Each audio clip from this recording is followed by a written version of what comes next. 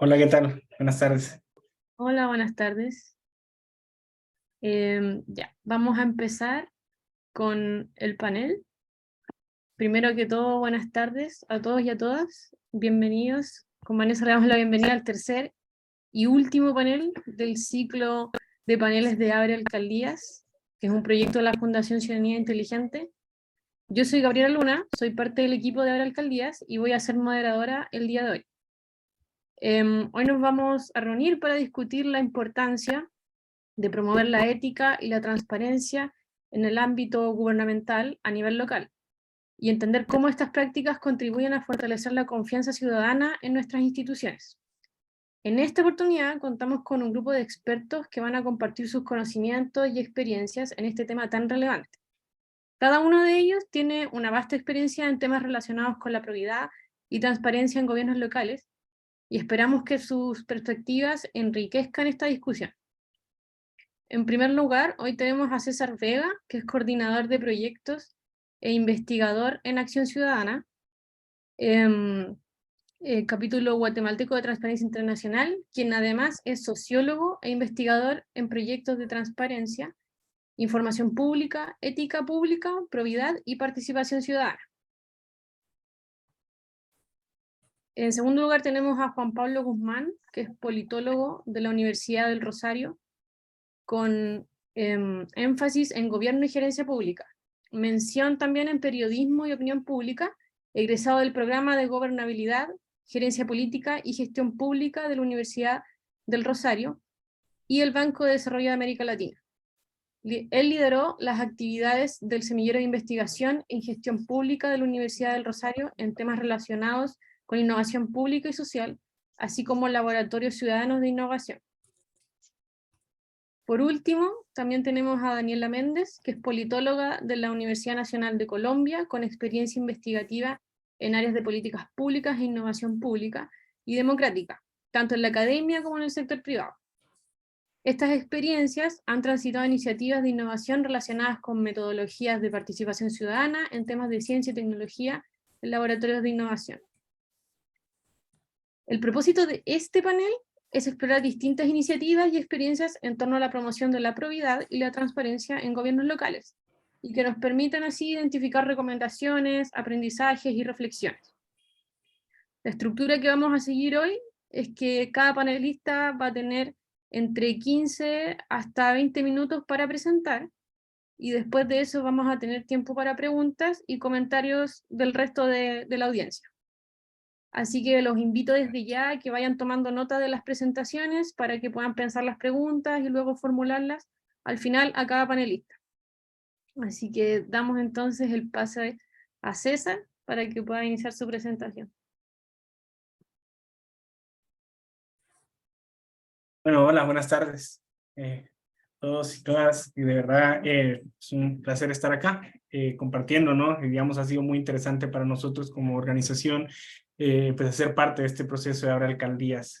¿Verdad? Entonces, en ese sentido, emocionado de continuar involucrados como organización en el proceso. Vean, y un poco me planteaban algunas preguntas inicialmente cuando nos hacen la invitación al panel. Acerca ¿no? de la probidad en las instituciones públicas, la probidad de las y los funcionarios públicos y su relación con la participación ciudadana, ¿no? Y al final, cuando nos plantean estas preguntas, nos queda muy aterrizado un poco a lo que hemos venido trabajando en temas de gobiernos locales, ¿no? Gobiernos municipales en Guatemala desde Acción Ciudadana y principalmente ligado a a estos procesos de auditoría social. Digamos, en términos amplios, ¿no? Haciendo un preámbulo, ya que me tocó hacer la primera presentación del día, pues la probidad pública, ¿no? Digamos, si la referimos al menos a tres elementos, serían la integridad de las y los funcionarios públicos en su actuar, en el cumplimiento de lo que les mandata, ¿no? Las leyes, la normativa general, la normativa específica de sus instituciones, el cumplimiento con, digamos, los procesos como los códigos de ética y digamos estas otras normas más internas, estos controles, estos procesos, digamos, la integridad desde ese lado, la integridad de las y los funcionarios, pero también por otro lado la transparencia de las instituciones, que creo que es algo que vale la pena hacer esa referencia, ¿no?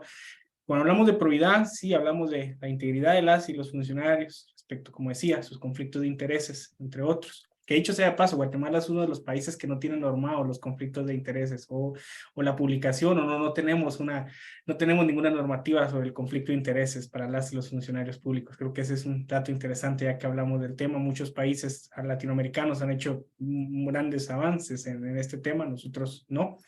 Nosotros, por ejemplo, en Guatemala no tenemos, las y los funcionarios públicos no hacen públicas sus declaraciones patrimoniales, sus declaraciones fiscales, tampoco son públicas sus declaraciones de conflictos de intereses, ¿no? Digamos, y esto referido a la parte de la integridad.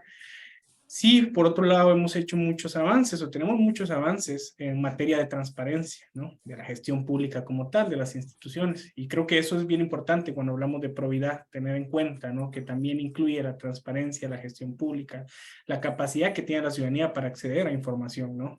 Información pública, los mecanismos, las condiciones en las que se puede acceder, qué tanto, digamos, que tanto por un lado es la voluntad de las instituciones de hacer pública la información, de facilitar canales y por otro lado que esas condiciones qué tan favorables son para la ciudadanía, ¿no? Para que todos y todas realmente conozcamos el qué hacer de las instituciones, los recursos, la toma de decisiones, digamos el proceso de administración de justicia, el proceso legislativo, etcétera, ¿no?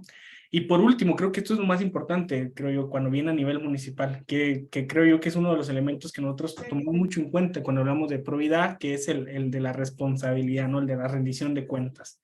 Digamos, en qué medida las y los funcionarios toman responsabilidad sobre sus decisiones frente a la ciudadanía, ¿no? Creo que a partir de estos tres, al menos estos tres elementos, integridad, transparencia y responsabilidad de las y los funcionarios, cuando hablamos de probidad, nos hacen marcar o nos pueden ayudar a entender un poco en dónde está el rol de la ciudadanía en este proceso, en la promoción de mayores marcos de transparencia, integridad y responsabilidad. Digamos, en la medida que al menos algunos de estos elementos avancen en estos marcos, como decía, pues se generan diferentes beneficios. Y creo yo que el principal beneficio, y de esto se habla mucho, ¿no? Hay mucha literatura, muchas discusiones de parte de la sociedad civil y de las instituciones, se habla de que la probidad, digamos, lo que genera son mayores marcos de confianza ciudadana en las instituciones públicas, ¿no? Y esto muchas veces se habla de una forma muy abstracta, ¿no? De una forma muy abierta, muy a la ligera, creo yo, cuando hablamos de confianza. Pero ¿qué significa la confianza? ¿No? ¿Qué significa tener confianza en las instituciones? Especialmente cuando hablamos a nivel municipal. Bueno, nosotros creemos, y esto es un poco lo que la experiencia guatemalteca, o la experiencia al menos desde el trabajo que hacemos en materia de auditoría social en Acción Ciudadana, digamos, cuando una institución es bastante abierta, es bastante transparente, cuando sus funcionarios y funcionarias públicas no tienen cuestionamientos, digamos, es decir, son íntegros y no han sido cuestionados, las decisiones que toman, pues, se hacen en marcos amplios de rendición de cuentas, permite el diálogo, ¿no? Digamos, permite que se dialogue. Con instituciones cerradas, con instituciones reacias a la participación ciudadana, con instituciones opacas, no hay posibilidad de diálogo. Y en este sentido, la probidad permite dialogar y el diálogo lo que permite es colaborar.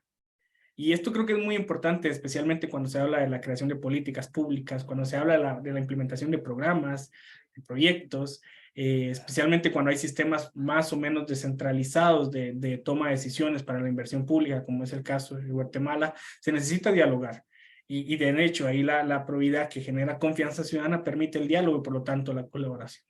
Por otro lado, también la transparencia permite entender qué se está haciendo y qué no se está haciendo. Y en ese sentido también se permite, pues, disentir, ¿no? De lo que se actúa, ¿no? En ese sentido creo que es muy importante la participación ciudadana, porque cuando hablamos de dialogar, colaborar y al mismo tiempo disentir con la gestión pública, esto, digamos, hace referencia a una gobernanza democrática, una gobernanza local que permite que los diferentes actores que hacen posible el desarrollo de los territorios, digamos, sector privado, las organizaciones no gubernamentales, que en muchos de nuestros contextos latinoamericanos pues tienen un rol muy importante en el proceso de desarrollo, o digamos, el poder dialogar, colaborar y sentir permite que actores como privados, ¿no? Las organizaciones no gubernamentales, el sector privado, el sector empresarial, la sociedad civil, pues puedan ser parte de estos procesos. Y esto en todo caso, la probidad más que un checklist que permite ver, que permite transparentar la gestión pública, se puede entender desde esto que yo les estoy planteando como la transparencia o la probidad como un proceso realmente de profundización de la democracia. Si mayor probidad permite mayor participación de la ciudadanía en los asuntos públicos, esto lo que en última instancia hace es fortalecer y profundizar la democracia. Y creo que eso es lo importante a resaltar aquí acerca de la importancia de la probidad pública, ¿no? Es más allá del hecho de conocer, digamos, no es acceder a información por acceder, es la capacidad que se tiene, o digamos, las condiciones que esto sienta para que la democracia adquiera sentido, adquiera contenido, y el contenido a partir de la participación y el diálogo, ¿no? Muchas veces, muchas de las iniciativas que a veces se promueven, incluso nosotros como sociedad civil promovemos, plantean la transparencia como una cuestión técnica, ¿no? Como una cuestión de mecanismos, como una cuestión de controles, como de procedimientos, de hacer un portal, datos abiertos, digamos, esta calidad técnica que es necesaria realmente en los procesos de transparencia, pero no hay que perder de vista cuando hablamos de procesos locales, que lo que en última instancia esto genera es confianza, y la confianza genera sienta las bases para profundizar la democracia, ¿no? Digamos esto en términos muy generales, en términos de cuáles son los beneficios. Ahora bien, digamos esto que les digo, la probidad, la participación en tema a través del diálogo, la colaboración e incluso, como decía, la capacidad de disentir de la acción pública, pues se dan contextos muy particulares. Y ahí donde, para el caso de Guatemala, yo hablo mucho desde el caso de Guatemala, tiene sentido la participación ciudadana o la promoción de la transparencia a nivel municipal, ¿no? Esto al final, digamos, todos estos procesos se dan en contextos políticos muy particulares. Y creo que un poco ahí es donde entonces, ¿cuáles son los contextos particulares? Pues pueden ser de más apertura en algunos lados, digamos, transparencia en algunos lados, marcos más cerrados en otros, ¿no?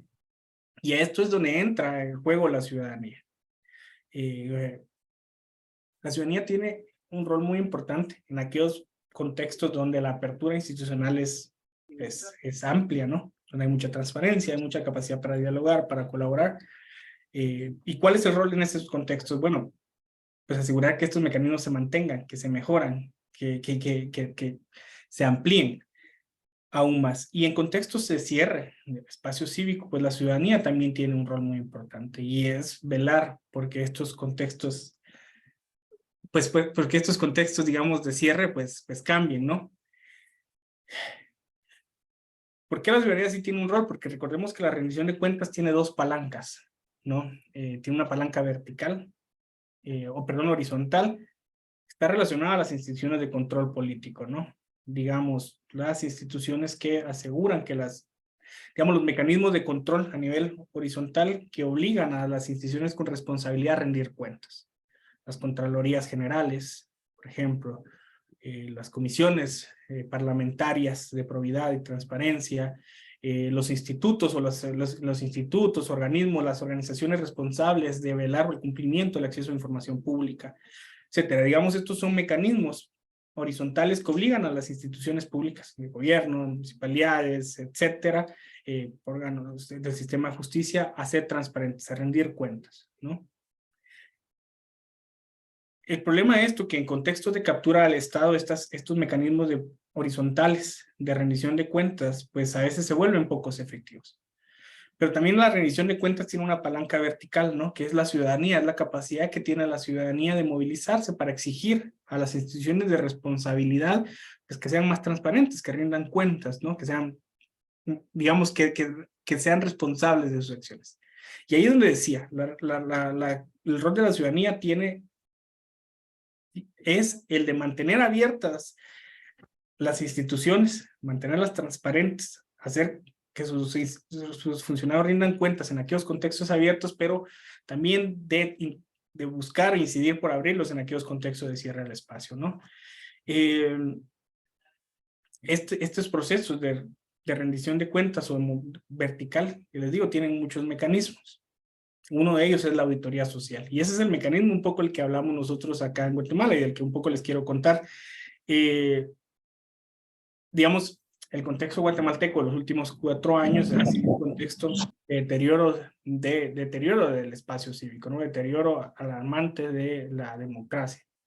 Dicho sea de paso, para quienes no sean de Guatemala y estén un poco atentos de lo que está sucediendo, justamente pues entre las últimas 24 horas, digamos, se han dado ciertas acciones que son consideradas un golpe técnico, ¿no? Digamos, el Ministerio Público allanando esta mañana pues las oficinas del Tribunal Supremo Electoral, que digamos esto puede ser considerado desde muchas ópticas pues casi hasta sedicioso, ¿no? Digamos, porque es una medida de hecho, ¿no?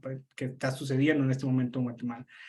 Pero esto no es una cosa que se desarrolla en las últimas 24 horas. Venimos de un contexto de 4 años de cierre del espacio cívico que, para hacerlo sencillo, creo que vendría a plantearlo yo al menos en dos dimensiones.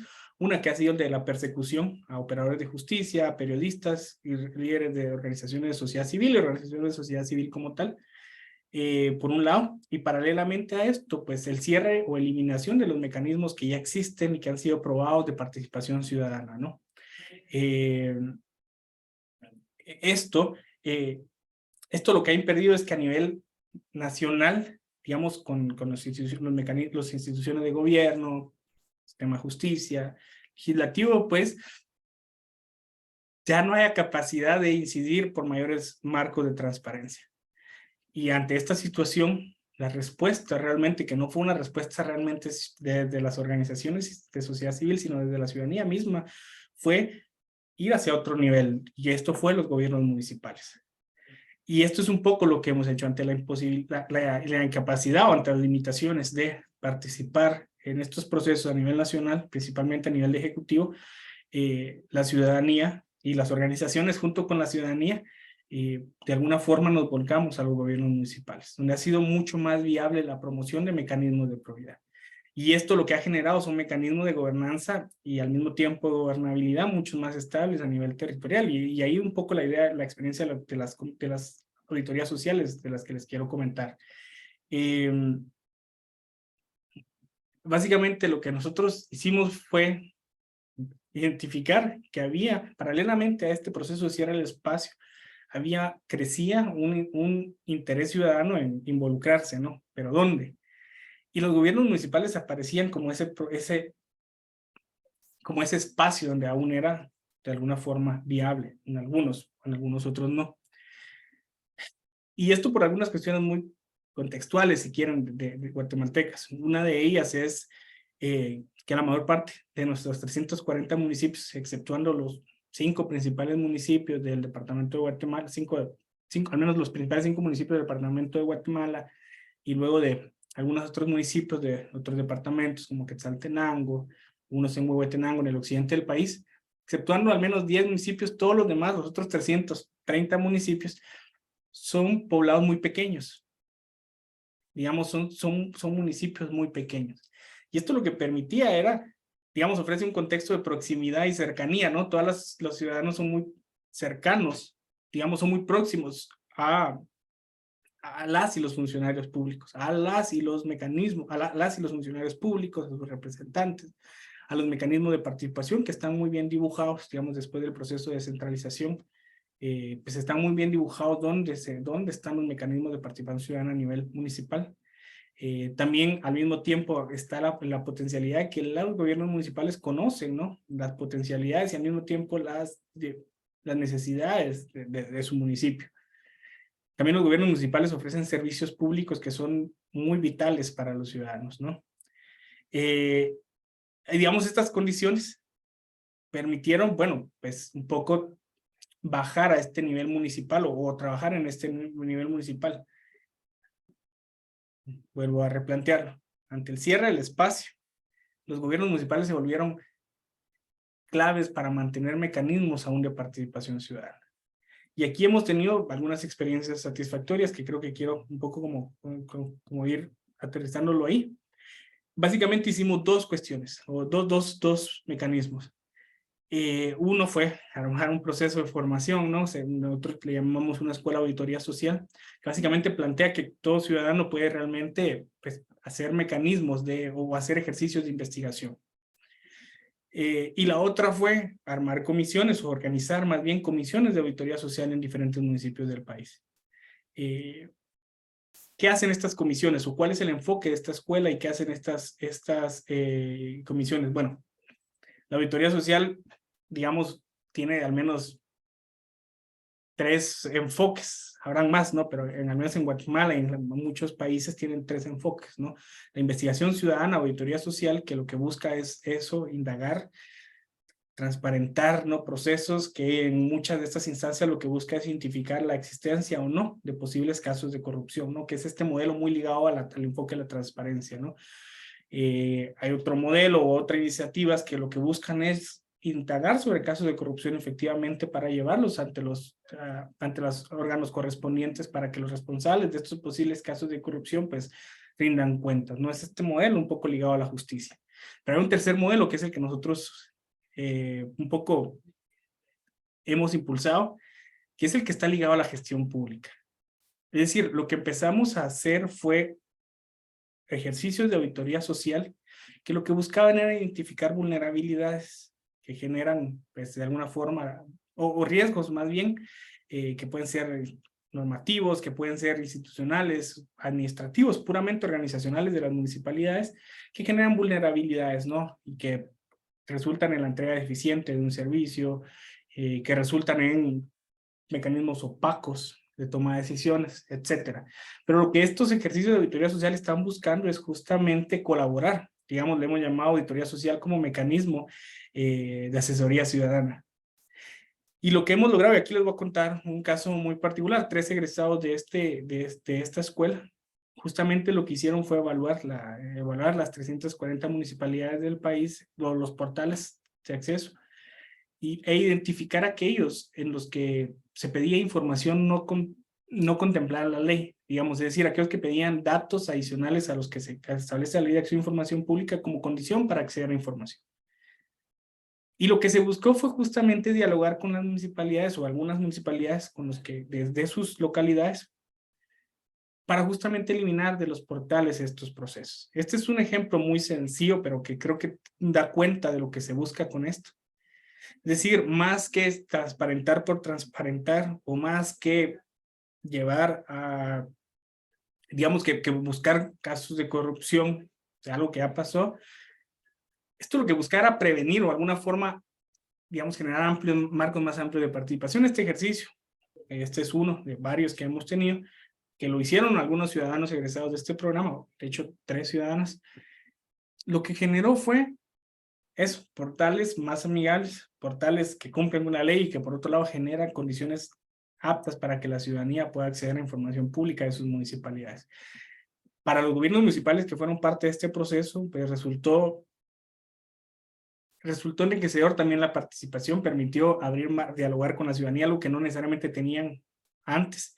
Entendieron las ventajas de esta colaboración y luego, bueno, todos son beneficios para la ciudadanía. Estas municipalidades pues obviamente van a ser mejor evaluadas, se hace un ranking aquí en Guatemala anual sobre acceso a información pública, pues van a mejorar en esta evaluación.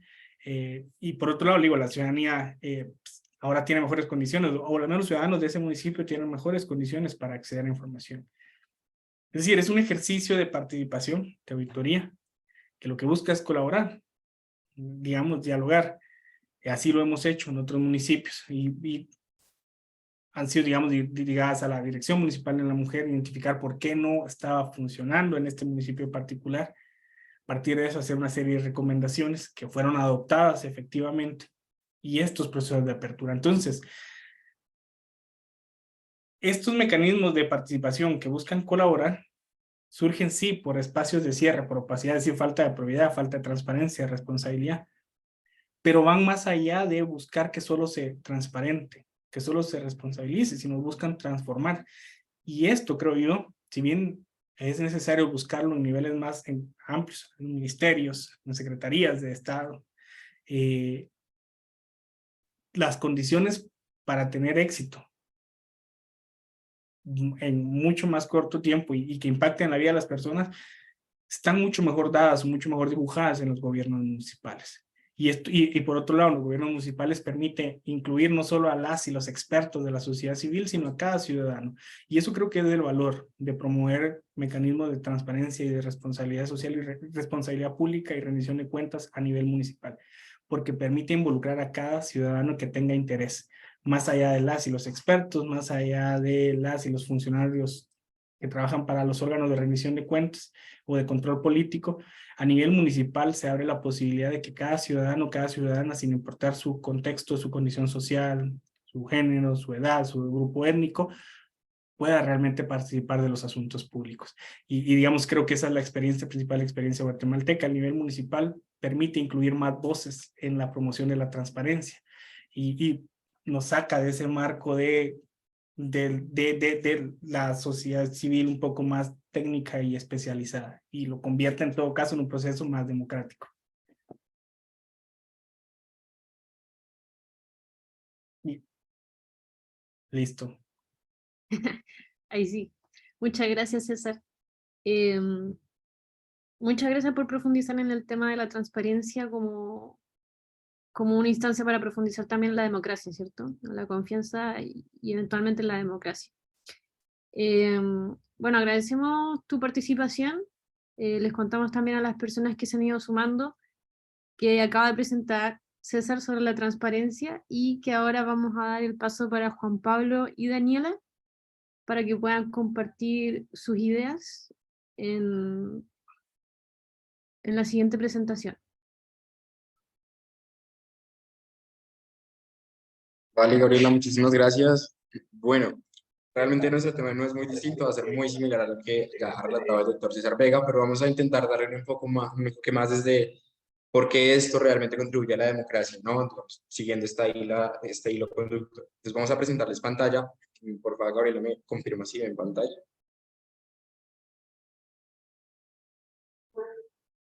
Se ve súper. Listo, gracias. Entonces, bueno, acabamos de pensarnos el rol de la ciudadanía, como mencionaba el profesor César Vega, pues desde un rol mucho más activo dentro de la democracia y de cómo podemos hacer movilización social para exigir esa transparencia, para exigir esa rendición de cuentas y esa participación ciudadana. En ese sentido, quiero simplemente mostrarles cuáles van a ser los dos conceptos en los cuales nos vamos a mover. Generalmente, tengo entendido que el público es funcionarios públicos, ciudadanía, entonces son conceptos que ustedes ya conocen, no es nada nuevo, que es la rendición de cuentas, que es la participación ciudadana, pero lo que nosotros estamos proponiéndoles acá es no lo desvinculen, ¿no? Dentro del gobierno abierto, dentro de la literatura, muchas veces pensamos que cada una está como en un cajón separado, y acá encontramos por lo menos 6 puntos en común, y es facilitar espacios de retroalimentación dinámicos y participativos. Y yo les pregunto ahí rápidamente, para que interactuemos un poco en el Zoom y los emojis. Si yo les digo esa frase, ¿ustedes a cuál de los dos pilares creen que hace referencia? Entonces, los que crean que hace parte de rendición de cuentas, pongan el corazoncito, y los que crean que hace parte de participación ciudadana, pongan el like. Vamos haciendo un sondeo así rápido acá por Zoom. Recuerden, la frase es facilitar espacios de retroalimentación dinámicos y participativos. Corazón para rendición de cuentas y like para participación ciudadana. A ver, yo quiero saber acá, que estamos hablando de participación ciudadana, qué tanto participa el público, ¿no? Entonces, a ver, por acá vamos viendo las primeras reacciones. Manuel dice que es de rendición de cuentas. Por acá, ¿qué más? Jim dice también rendición de cuentas. Juan Carlos dice participación ciudadana. Bueno, listo, ahí se van quitando las emojis rápidamente, pero si se dan cuenta, pues está muy equilibrado, ¿cierto? Uno no podría diferenciarlos claramente. Entonces es como esa invitación de entendamos esto no como cajones separados, sino como un conjunto en sí mismo cuando hablamos de gobierno abierto, de rendición de cuentas, de participación. Todo esto en donde lo vamos a ir ubicando. Pues bueno, hay una tesis, digamos, como una afirmación, y es que el estallido social, las protestas, las manifestaciones, vandalismo, daña a la democracia, daña a las instituciones. Nosotros queremos recuestionarnos el papel del estallido social dentro del fortalecimiento de la democracia. Y en ese sentido pensamos, ¿será que hay una relación en la participación ciudadana, la rendición de cuentas y el estallido social? Nosotros damos una primera aproximación y decimos que sí, que efectivamente la hay. Y la hay porque cuando la comunicación entre el Estado y la ciudadanía es débil, pues esta relación no suele ser positiva. ¿Cómo fortalecemos esa relación entre ciudadanía y Estado? Pues a partir de esos espacios de confianza, como lo mencionaba el profesor hace un momento. También, ¿qué sucedía, por ejemplo, acá en Colombia? Y sé que tenemos un público mucho más amplio en América Latina, así que si yo les digo Odebrecht, todo el mundo me va a entender, vamos a hablar el mismo idioma, ¿cierto? Pues en el 2019, pues lastimosamente, vamos a hablar el mismo idioma cuando hablamos de Odebrecht, pero en el 2019 en Colombia empiezan a desatarse toda esta crisis de corrupción, de participación ciudadana, la gente sale a las calles precisamente exigiendo nuevos espacios y rendición de cuentas. Y algo muy particular era que en ese momento los consejos a la juventud, que era un espacio de participación de jóvenes, estaba, digamos, constituido legalmente, pero no estaba regulado. Entonces era como un contentillo, como un dulcecito que le daban a la ciudadanía, pero que no estaba realmente constituido. Después de este paro nacional de 2019, de ese estallido social, se generan las primeras elecciones a estos consejos después de mucho tiempo. Con esto, quiero hacerles una pregunta, simplemente para que se la lleven, y es, ¿un estallido puede contribuir al fortalecimiento de las instituciones democráticas? Pero como no queremos que se lleven esa pregunta sin ningún contexto y así como simplemente en el aire, le voy a dar paso a mi compañera Daniela Méndez. Ella pues ha estado como todo en el trabajo activo desde Buenaventura y les va a contar un poco más de cómo aterrizar rendición de cuentas, participación ciudadana en un territorio como Buenaventura, que tiene unas particularidades distintas. Buenaventura está ubicado hacia la costa pacífica de Colombia, a pesar, digamos, de ser un puerto, pues tiene unas condiciones sociales y económicas bien complejas, unos temas de violencia muy agudos, digamos que no se comparan con los problemas de violencia o inseguridad en una ciudad capital como Bogotá. Ahí entonces doy paso a la profesora Daniela Méndez. Muchas gracias, Juanpa. Bueno, como les estaba contando allí, sí, las características de Buenaventura son especiales en la zona pacífica y creo que hay algo que me gustaría complementar de lo que les contaba Juan Pablo, y es que pues también es un territorio muy marcado por el conflicto armado históricamente. Incluso pues todavía se siguen viendo como estas manifestaciones constantes de violencia política también. Incluso en este momento hay una suerte como de alerta sobre Buenaventura por las condiciones, pues como de dominio territorial que han empezado a tener como algunas bandas, pues armadas en el territorio. Allí es importante también destacar, y pues creo que ya un poco aterrizando, y es, bueno, Buenaventura pues es un puerto, recibimos gran parte de las mercancías que, digamos, abastecen el país por allí, pero también, y por su misma lógica de puerto, es una zona muy estratégica como en términos de guerra y de control territorial, que facilita la conexión con otros territorios, digamos, pues obviamente hacia el mar y también internos, digamos, por la situación y por el lugar geográfico en el que se encuentra, y esto hace que sea algo así como un botín muy deseado por diferentes actores armados. Entonces, contarles que, digamos, de este proceso también de movilización, o contarles que hay un proceso de movilización que a nosotras un poco como que nos detona y nos inspira para empezar a construir como un proceso de participación ciudadana, y es el paro cívico de Buenaventura. Digamos, en el 2014 inicia esta demanda, digamos, de diferentes sectores de la ciudadanía de Buenaventura, diferentes comunidades, por intervenir elementos sobre todo estructurales que le hacen falta al territorio, y con esto hablamos desde el abastecimiento de agua hasta, pues bueno, también garantías en términos de participación política, temas ambientales, la misma como distribución de los recursos que produce, digamos, el distrito, al ser un puerto, también estaba en juego. Y pues este paro cívico duró no solamente 1 o 2 días, duró varias semanas, se extendió en el tiempo, y esto pues llamó que, digamos, desde el nivel nacional se atendiera entonces el paro cívico, proponiendo como una agenda que pretendía pues hacer una intervención en su momento militar y en teoría también social, que comprendiera entonces como alguna solución frente a estos requerimientos y estas demandas que hacía la población.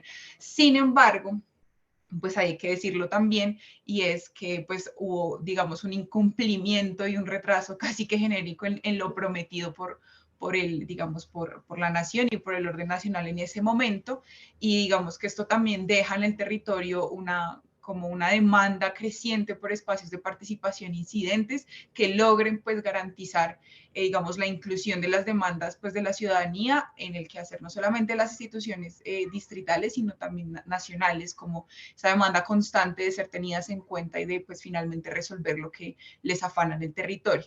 Entonces, bueno, un poco también atendiendo a las, digamos, a las preguntas que nos traen aquí, y es entonces ya desde este punto de vista un poco más institucional, ¿qué pasa después de la elección? Contarles que incluso ese paro cívico de Buenaventura llevó a que se generaran candidaturas para consejos, pues, para el consejo distrital e incluso también pues para el nivel de alcaldía. Pero entonces, ¿qué pasa después?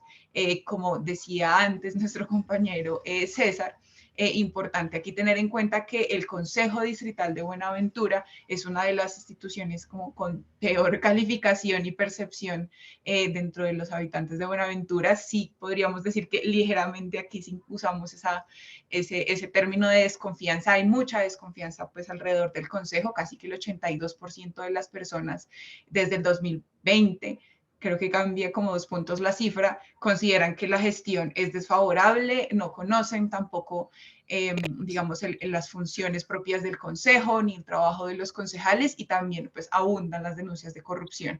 Esto pues en un contexto pues de una alta demanda de participación que pues se ha visto alimentada también pues de diferentes procesos, como incluso el paro nacional, que tuvo también sus manifestaciones en el territorio, pues las mesas de seguimiento y las comisiones de seguimiento que se han hecho estos acuerdos establecidos con el gobierno nacional, y constantes movilizaciones pues y vías de hecho que se han realizado sobre todo sobre la vía panamericana, demandando desde educación, desde agua y saneamiento básico nuevamente, y también unas medidas pues también de protección y de seguridad, dado pues las condiciones también de conflicto que vive el territorio. Esto pues nos deja también, y ahí un poquito volviendo a lo institucional, una falta de articulación del Consejo, no solamente con las, pues digamos, demandas de la ciudadanía, sino también con otras entidades del distrito, que básicamente nos presenta como una brecha muy grande entre lo que han sido las instituciones y la movilización y la participación ciudadana, y pues mostrándonos esa brecha, pues también una oportunidad para construir un puente. Entonces, ¿cómo hemos construido este puente? Y ahí lo siguiente que quisiera presentarles es un poco lo que hemos propuesto desde el Instituto de Política Abierta, y es pues una ruta de participación pues que queremos presentarle hoy de Liberatura. Digamos, esta ruta comprende estas 4 fases como a nivel muy general, y es una primera construcción de causas ciudadanas, donde hacemos pues un ejercicio de identificación de los principales problemas pues que tiene la comunidad, y empezamos como a detallarlos en diferentes ámbitos, un poco también como a qué entidades, digamos, pertenece o podría ser jurisdicción resolver, cuál ha sido como el estado de las cosas o la evolución de estas problemáticas, y también lo acompañamos con un proceso pues de formación y de trabajo como muy, muy cercano con estas organizaciones de base comunitaria.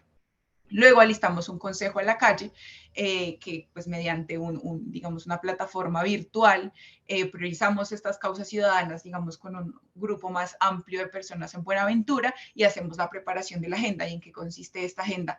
En presentar puntualmente y muy en forma de rendición de cuentas unas preguntas ante diferentes instituciones de la alcaldía que permitan como ir digamos, avanzando y dar como un reporte más real de lo que vienen siendo, digamos, las peticiones y los requerimientos de la ciudadanía en torno a estas causas ciudadanas. Este consejo a la calle, que es una sesión descentralizada del consejo, se realiza en diferentes pues, partes del distrito, se ha realizado en barrios, también se ha realizado en zona rural, y lo que, digamos, concierne es allí, pues, se trata y se responde el cuestionario que la misma pues ciudadanía trabaja y formula, y pues también se adquieren algunos compromisos, pues dependiendo también digamos, del ánimo de los concejales en ese punto, y ahí sí, pues de manera como vinculante por parte de las instituciones. Y pues hacemos una última fase de incidencia y seguimiento, que se trata de hacer secciones pues de seguimiento con el consejo como tal e instituciones distritales, muy en función de la evaluación de lo que la ciudadanía, digamos, considera que fueron las respuestas o los compromisos adquiridos por concejales e instituciones durante la sesión. Entonces quisiera contarles también ya como presentando un poco esta ruta, que pues un poco cómo nos aseguramos de que se estén atendiendo o no estas necesidades y pues presentarles aquí algunos elementos. Pues primero que pues este mismo proceso de co-construcción de causas ciudadanas entre la ciudadanía y pues estas organizaciones de base comunitaria pues permiten un poco como acercar los temas como más puntuales que la ciudadanía afecta, digamos como sus dolores principales directamente a las instituciones. Y pues es claro, por ejemplo, que en este proceso de Consejo a la Calle ellas mismas definen la agenda en la construcción de las causas y luego en su priorización. Entonces, digamos que nuestro rol ahí es más que facilitar, pero ellas tienen la batuta de qué temas poner sobre la mesa y, digamos, la urgencia de las mismas. Hay otro tema y es como la rendición de cuentas. Dado que esta sesión pues, del Consejo a la Calle es descentralizada, pues igual es vinculante, digamos que se firman actas y toda la formalidad se presta, y esto pues permite también que todo lo que se consigne, digamos, en este proceso como formal, pues tenga mayores, digamos, mecanismos de exigibilidad. La comunidad en general tiene la capacidad de decir, en esta sesión se comprometieron a tal, necesito que esto pase.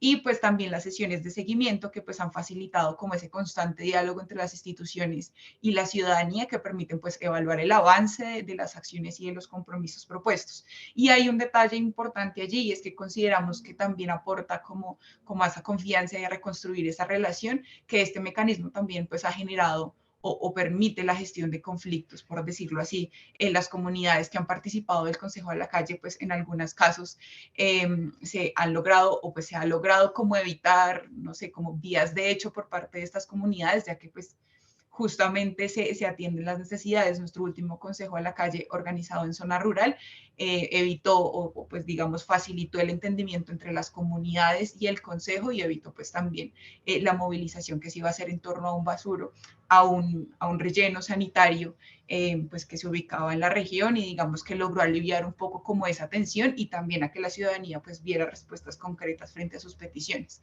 Entonces, esto por este lado, ya Juan Pablo les va a comentar también como algunos elementos, también como a modo de elementos comunes que quisiéramos compartirles y que la idea es que ustedes pues tengan en cuenta en sus procesos. Listo, Daniela, gracias. Bueno, Daniela les ha comentado qué es lo que hacemos en Bucaramanga, ¿cierto? Perdón, en Buenaventura, disculpen. Tengo Bucaramanga presente estos días, en Buenaventura.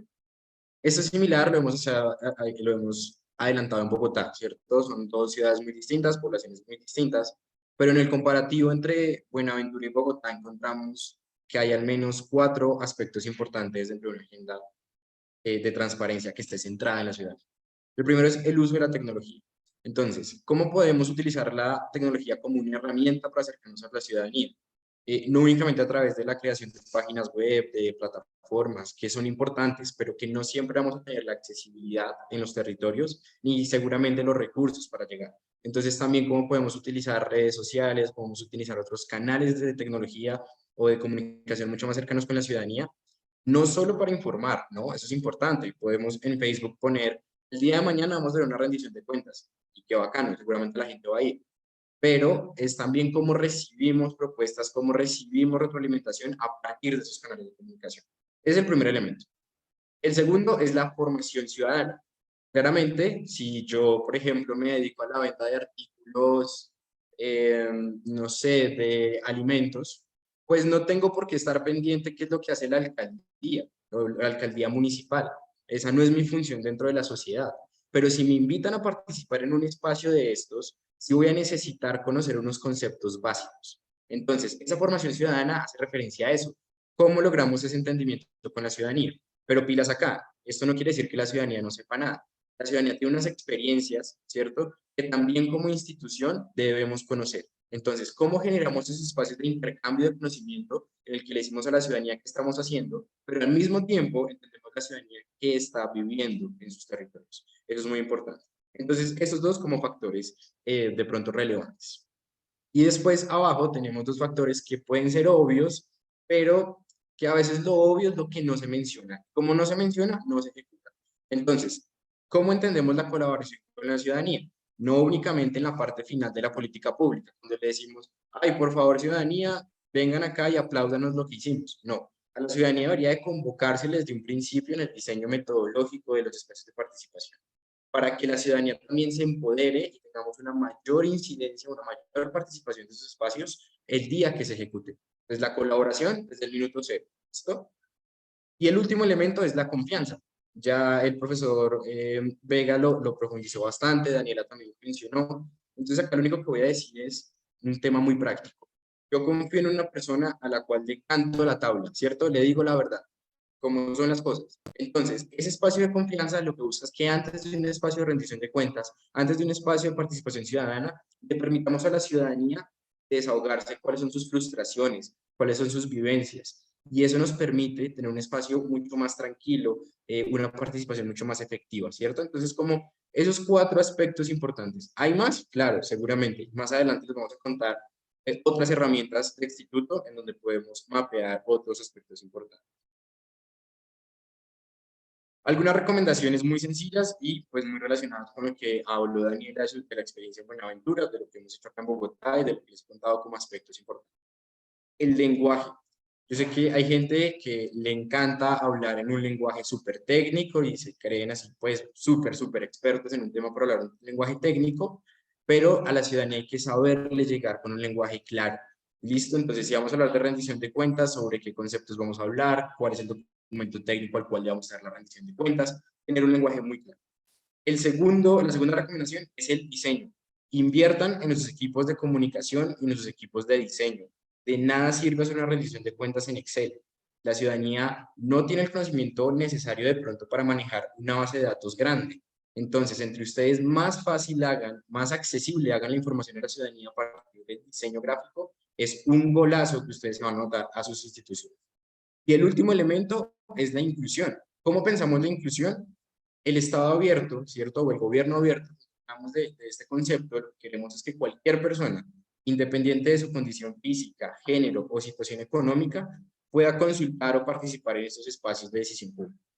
2 recomendaciones dentro del espacio de inclusión.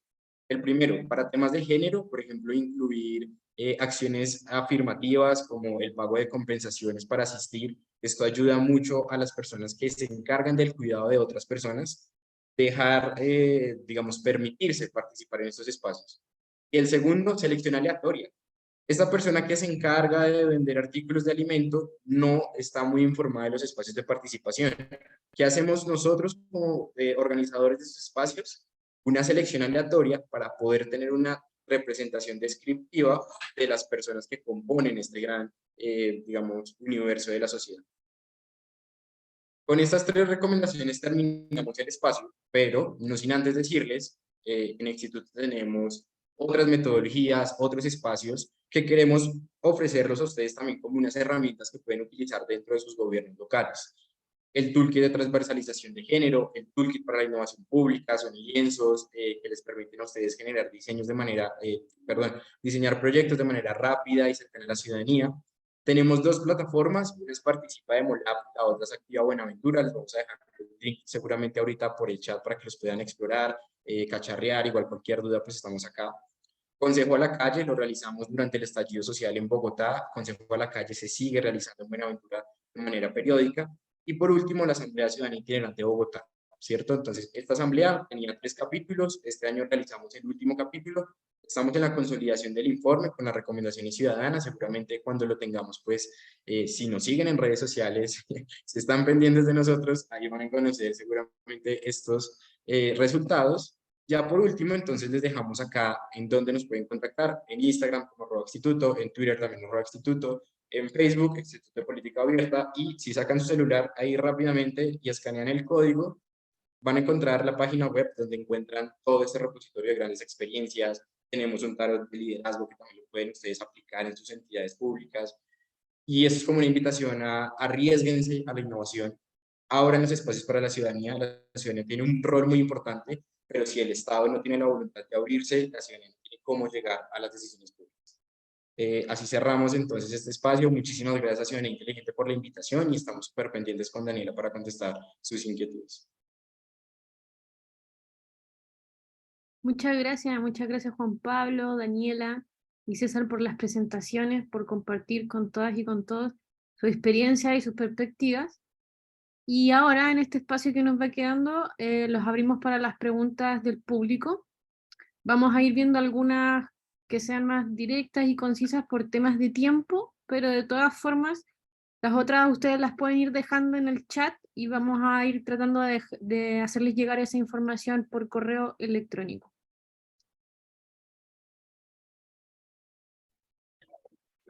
Hay varias en el chat, Gaby. Déjame ver aquí. Si quieres puedo ir leyéndolas. Ya. Patricia preguntaba para César si es que desde Acción Ciudadana tienen alguna diferencia entre veeduría y auditoría y cómo lograron el acuerdo con las municipalidades para que aceptaran el proceso de auditorías. Si es que también hay diferencias entre auditoría a nivel central y en gobiernos locales. Y varias preguntas en una. Gracias, Vanessa, y gracias a quien hizo la pregunta. Pues miren, esencialmente las auditorías, pues, a ver, nosotros lo que hacemos como auditoría social es esencialmente eso, no es veeduría, ¿no? Porque la auditoría es vinculante y solo el órgano contralor puede realmente hacerlas en ese sentido. Es decir, cuando nosotros encontramos, hacemos este proceso de veeduría o auditoría social, como le llamamos, o veeduría ciudadana, que esencialmente es lo mismo. Pues estos informes al final tenemos varias formas de gestionarlos, ¿no? De nuevo, nosotros no somos, la ciudadanía, los informes de la ciudadanía no son vinculantes en términos de los hallazgos que tengan.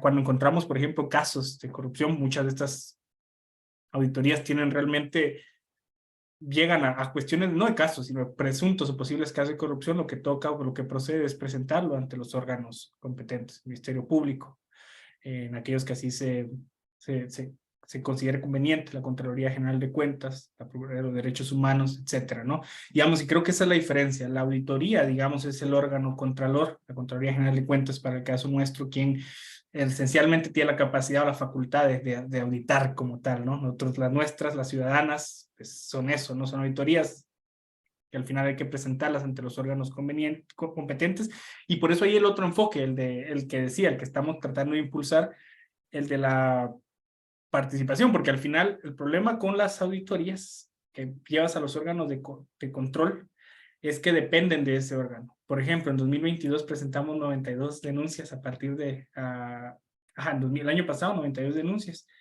en todo el año, a partir del proceso de auditoría social, y ni una de esas denuncias pues prosperó en el Ministerio Público, ¿no? Entonces esa es la dificultad, pero por otro lado lo que estamos haciendo a nivel municipal pues tiene la capacidad de, en algunos contextos muy particulares de la municipalidad, pues que puedan prosperar en términos de que son propuestas de reformas, propuestas de cambios, propuestas de mejoras, ¿no?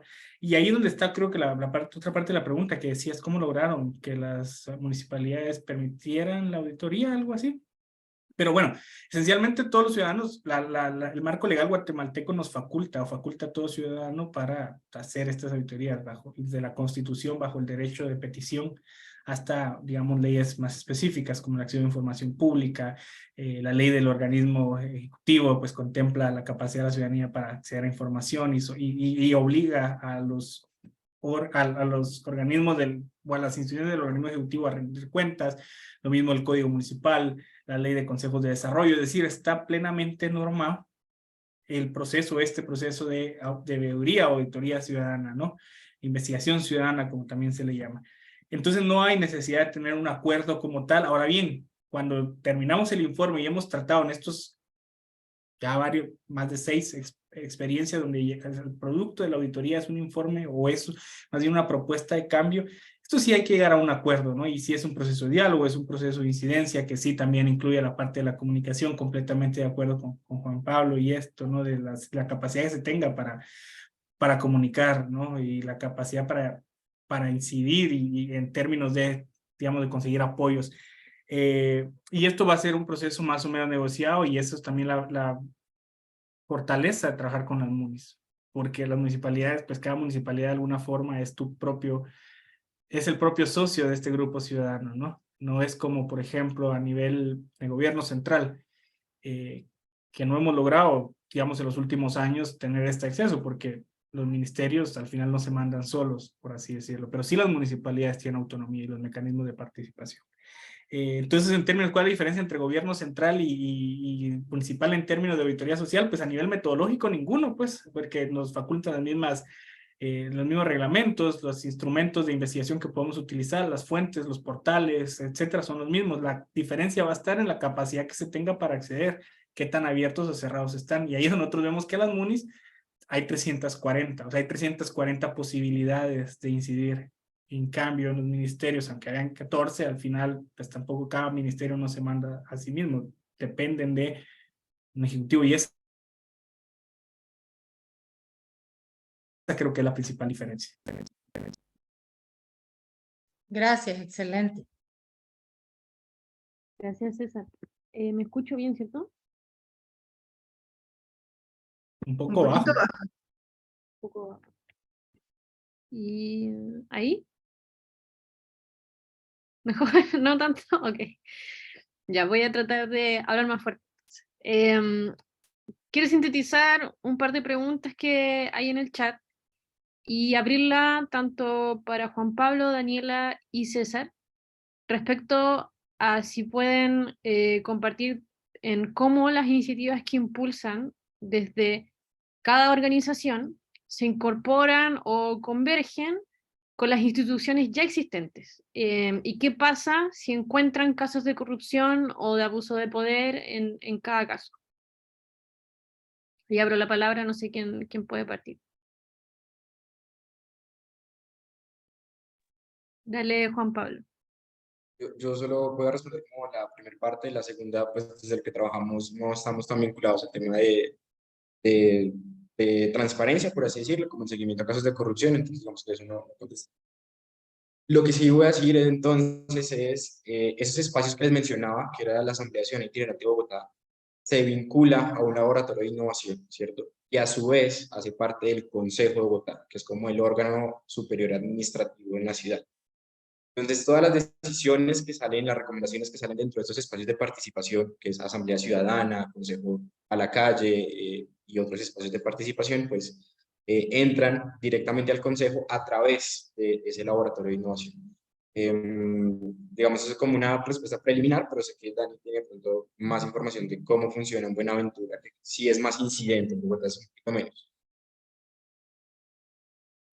De pronto sí me gustaría como complementar que puede, digamos, en los consejos a la calle que yo he estado acompañando, creo que siempre existe esta tensión y estos señalamientos también, e incluso si hay algunas denuncias que han derivado pues a procesos ya más como formales también, como de auditoría. Y digamos, hay un proceso que pues queremos también como continuar integrando al mecanismo, y es que las veedurías ciudadanas que ya se encuentran en Buenaventura nos acompañen en el seguimiento de las causas. Entonces, como que de alguna u otra manera con mecanismos ya no, digamos, distritales tan macros, sino como por decirlo más locales en cada uno de los barrios y las zonas del distrito, pues poder empezar a vincular como la ciudadanía que ya está muy organizada en temas de veeduría. Y creo que solamente agregar que en los casos en los que se han visto esas denuncias también de corrupción, nuevamente el hecho de que al menos este mecanismo que les presentamos el día de hoy sea, pues digamos, eso esté articulado como con la institucionalidad, es que nuevamente permite como por decirlo así, como un insumo, una materia prima legítima para empezar a establecer las denuncias. Entonces creo que eso sería como lo que yo podría ahí complementar respecto a lo que dijo Juan Pablo también. Bueno, en el caso de nosotros, creo que también está acerca de la misma naturaleza del capítulo, nosotros, o de Acción Ciudadana, que somos el capítulo de Transparencia Nacional, como se dijo, y nosotros tenemos un centro de asistencia legal anticorrupción, y tenemos un equipo jurídico que brinda asistencia legal gratuita a ciudadanos, ciudadanas, víctimas, testigos o denunciantes de casos de corrupción. Es decir, acá recibimos denuncias y se hace litigio estratégico. En el caso de las auditorías sociales, que esto está encargado como el Departamento de Investigación, cuando encontramos en estos procesos, digamos, potenciales casos de corrupción, estos informes pues se trasladan al equipo jurídico, quien lo diligencia ante los órganos competentes, sea administrativo o penal, digamos, el proceso, pero nosotros, digamos, tenemos abogados y abogadas que acompañan estos procesos o quienes al final asumen estos procesos, digamos, de litigio y de presentación de las respectivas denuncias donde corresponden.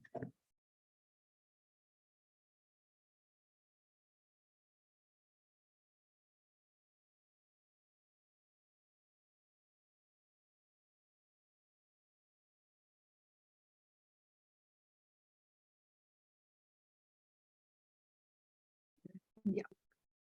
Muchas gracias por sus respuestas. Vane, no sé cómo estamos con el tiempo.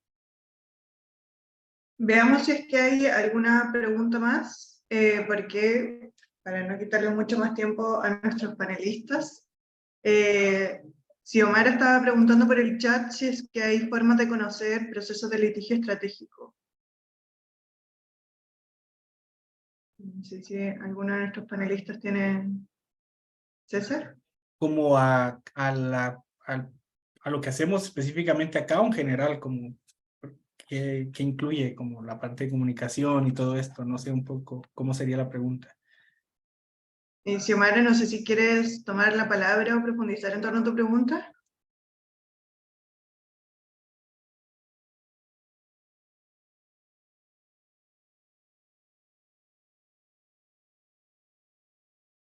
Creo que es más en torno a conocer qué es lo que hacen, César. Si es que hay formas de... Dale. Digamos, a nivel, se hace, a ver, de varias formas. Primero, la atención a los ciudadanos, ¿no? A las víctimas, denunciantes, testigos como yo, que son casos muy particulares. En ese sentido, se toma desde demandas laborales de despidos de funcionarios públicos hasta realmente testigos, funcionarios que, digamos, tenemos mucho... digamos, desde implementación de sistemas o incidencia también para protección de denunciantes. Esto se hace a nivel de incidencia, a nivel, digamos, a ver, yo no dirijo, yo no estoy en el ALAC, pero lo que hace el ALAC es ver casos particulares de personas que vienen y denuncian, proveen algún tipo de información y requieren que se les represente.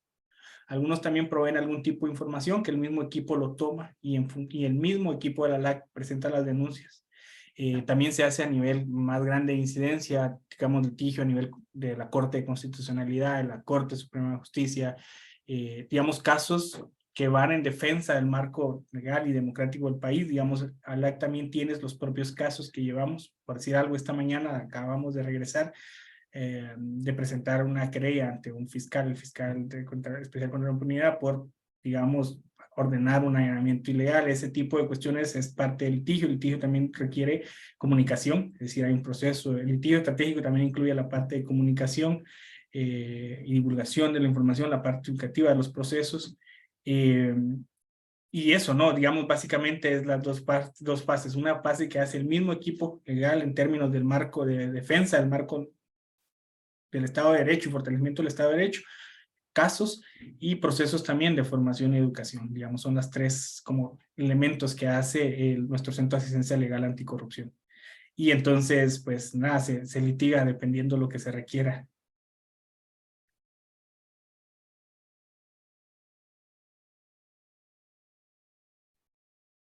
Gracias, César. Xiomara tenía otra acotación y pregunta si en ese sentido hay algún link donde se puede investigar o tener acceso al respecto. Bueno, yo de pronto lo que les diría es, aquí rápidamente, es que puedan buscarnos en las redes sociales. No tengo acá, pero aparecemos como Acción Ciudadana en Twitter, Facebook, Instagram, TikTok, y ahí habrá información también en nuestra página web. Pueden buscar la información acerca de lo que hacemos en materia legal. Digamos, tenemos tres líneas misionales, ¿no? Investigación, formación y litigio estratégico. Entonces, la Escuela de Auditoría Social de la que les hablaba es parte de los procesos de formación. Trabajamos mucho con periodistas, formamos periodistas o capacitamos periodistas en materia de investigación también. Hacemos nuestras propias investigaciones. En el proceso electoral lanzamos 6 informes acerca de las contrataciones públicas, acerca de, digamos, la utilización del litigio para entorpecer candidaturas, etcétera. Eso es lo que hacemos como nosotros, puramente investigación, y luego acompañamos, digamos, los procesos de investigación ciudadana o estos procesos de auditoría social que luego, dependiendo de a dónde lleven, pues escalan también al departamento legal. Entonces podrían, bueno, yo los invito a que un poco conozcan un poco de lo que hacemos a partir de nuestras redes sociales y nuestra página web.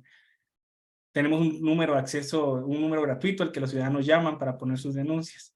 Y también contamos con recursos para movilizar a Ciudad de Guatemala o a los tribunales donde se requiera a los, digamos, denunciantes, víctimas o testigos. Es parte de todo el proceso que hacemos, protección, etcétera, protocolos de seguridad para los denunciantes, entre otros.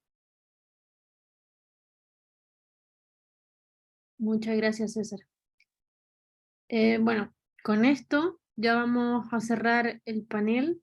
Quiero reiterar las gracias a Juan Pablo, César y Daniela por sus presentaciones, sus aportes, las ideas. Y les invitamos a seguir el canal de YouTube de Fundación Ciudadanía Inteligente. Lo vamos a compartir por el chat también. Y ahí están todos los paneles disponibles. Además que también en nuestras redes sociales para futuros procesos de encuentro, de formación, de innovación. Muchas gracias a todos ustedes por sus asistencias, por poner atención, por las preguntas y por el interés en estos procesos. Excelente, chicos. Saludos de Patricia desde Honduras. Aprendo mucho de ustedes. Qué buena Muchas gracias. exposición. Buenísima, buenísima. Excelente. Un saludo desde Colombia.